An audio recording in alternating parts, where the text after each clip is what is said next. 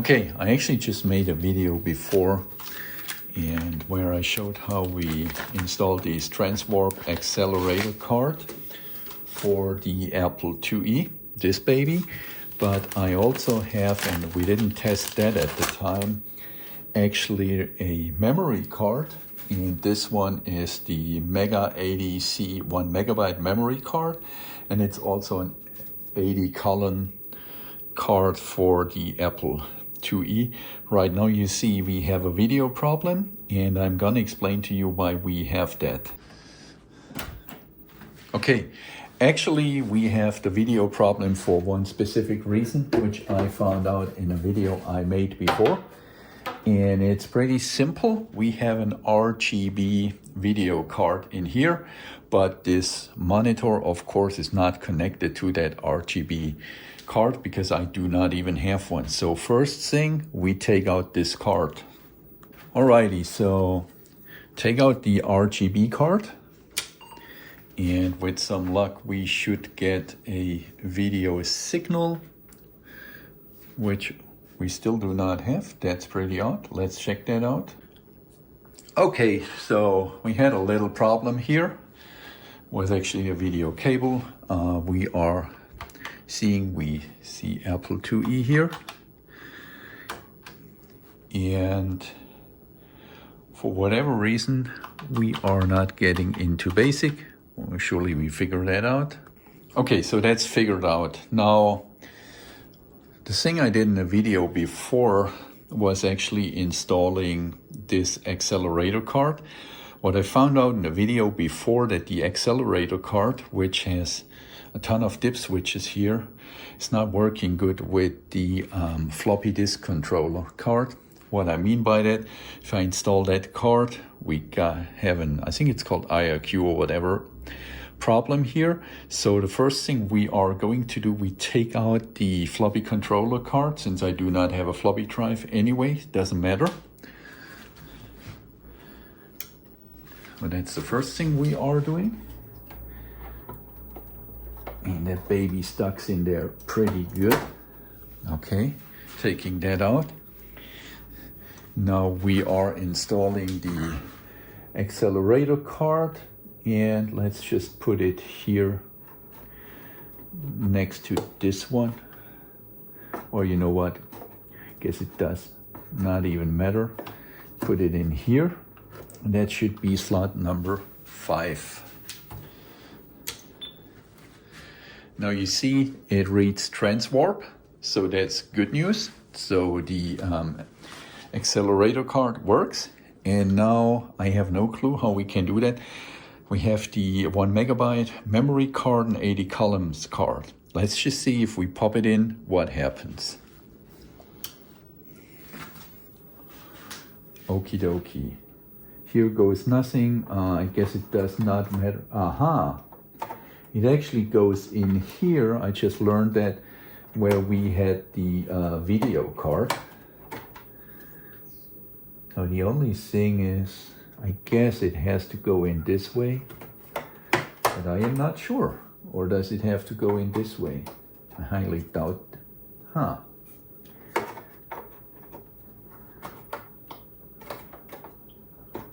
Oh, we need to be careful. So the video card went in facing this way.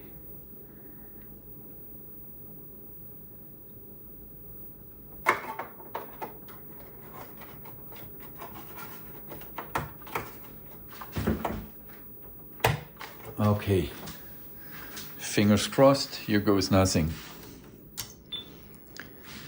TransWarp card works, and now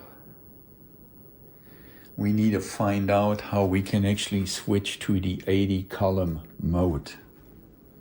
Okay, so that was easy. Actually, what you have to do on Apple Basic, you type in, if you have the 80 columns card, you type in PR hashtag and then the number 3. And then it switches to 80 columns. And now let's put the monitor on so that we can see it a little bit better. Oh, But here's the main purpose I wanted to say. So we have the accelerator card in, and I wanted to test if the accelerator card actually works together with the 80 columns card, and it worked right from the get-go. Now, the 80 columns card also actually extends, and I'll take it out later, the memory to 1 megabyte instead of the 64 megabytes we have. Now, I am not sure, to be honest, how we can actually get to the extra memory, but there is one thing I wanted to show you, and you can see it. I linked the other video where I demonstrated the accelerator card. But if you have an accelerator card like this, and I'll just show you again when we boot up. If the accelerator card is installed, it reads TransWarp, and then we go to the wonderful Apple IIe Basic, which I'm not firm, but you can test a card like this pretty easy. Now we have the card installed, obviously, so let's do a basic program.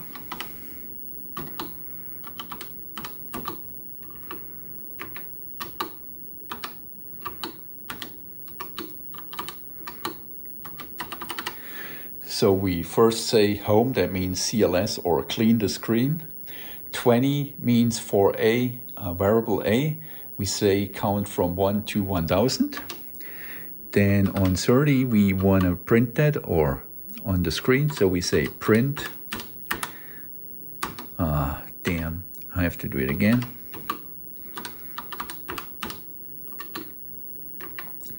We say print A. And then finally we say go back to A until you're done. Next A. And now list, let's see this program. Okay, and let's see if it works. Now you see it's counting from 1 to 1000, the numbers, and it's pretty fast. If we take out the accelerator card, it is way slower. Since I do not have a disk and cannot store it in memory, please go to the link for the other video I just made where I compare it with the accelerator card and without the accelerator card. But believe me, this one is approximately 3 to 4 times faster than without the memory card. Now the issues I was running into was actually this card.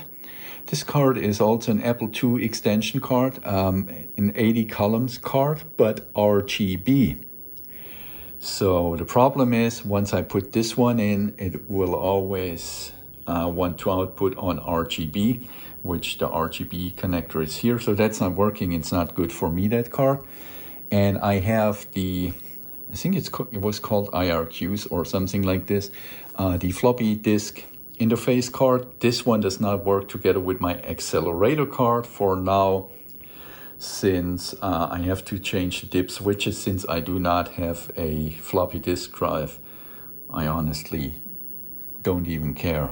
Alrighty, so apparently there is a way that we can bank switch, and we are trying that out now. Oh, one thing before we try to do the bank switching. This computer is pretty old, like 40 years. Same applies to the monitor. Putting the cards in was plug and play. Given that it's such an old computer, before there was even plug and play, I'm pretty stoked about this Apple II. I never had one when I was young because that was out of reach, way too expensive. I got this used for pennies, including the monitor, but given that this computer was expandable in comparison to my 8-bit Amstrad computer I had at the time, it is a great machine. I wish I would have had an Apple IIe back then. Okay, so full disclosure, I had to use AI to find out how we can do actually a bank switch demo. Now bank switching, I guess you're aware what it means. Usually an 8-bit computer can only handle 64 kilobytes of RAM. So everything beyond there it cannot address directly. But with bank switching, what it technically does, you divide the memory, let's say in 32 kilobyte packets, and then you could say the first 32 kilobytes are bank 0, the next 32 are bank 1, the next 32 are bank 3 or 4. And I'm pretty sure that's not the right explanation, but just remember your computer can just address 64 kilobytes at a time. If you divide the 64 kilobytes, let's say in 32 kilobyte segments, then you can say, okay, I load my main program into the 32 kilobytes, which are in memory bank 0, and then I can use all the other memory banks in 32 kilobyte fragments. So I can say, hey, write data into bank 1. If that bank is full, then I can say, okay, now switch bank 1 and take bank 2, bank 3, bank 4, if that makes sense to you. So it still can just address 64 kilobytes, but what it does with the bank switching, we say, okay, forget these 32 kilobytes in bank 1 for the time being. Now switch to the next bank, could be bank 5 or whatever. And that's what we are trying to do now. So first, let me type in the software or the code real quick, and then we check if it works. Okay, so apparently this is the program we can do. I do not really have a clue much about it, but of course the first thing it tells us that it's page 1. So let's say that's memory bank 1. Then it tells us to get a variable. It's $1, and then poke, and I'm pretty sure poke means that we that didn't sound good, right?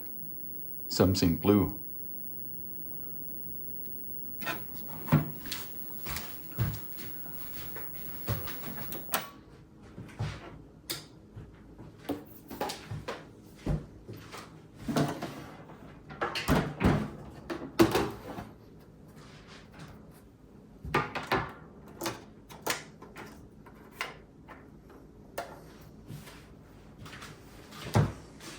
Well, end of story for today's videos. I cannot show you the bank switching today. The 40-year-old power supply just blew, and so yeah, we cannot demonstrate that. I need to get a new power supply. Okay, so I popped off the cover from the power supply. I just can tell you it stinks like crazy. And I'm not gonna touch anything inside here because the capacitors might still hold some power. And I cannot really pinpoint where it failed. To be honest, smoke came out somewhere here. And yeah, that's the end of this video. So I need to get a replacement power supply for my Apple.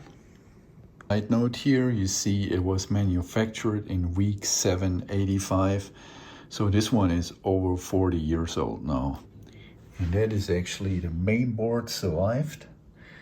We have no issues here, all fine. Final note on the 80 columns card. I'm pretty sure that's the memory here. So I guess these are each 128 kilobytes. So that would make it 8 times 128 kilobytes, which equals 1 megabyte. So that's how the 80 column memory card or memory expansion in 80 column card would look like. If you're interested, that's how the parallel interface card, which came with this computer, looks like. Then this is the floppy controller card. Then, of course, we have the accelerator card with a 65CO2 processor on it. This one is a Applied Engineering revision TW 1.4 card. And it actually says it's made in 85. So same age actually as our power supply. And then, of course, that would be the Apple RGB, also 80 columns card.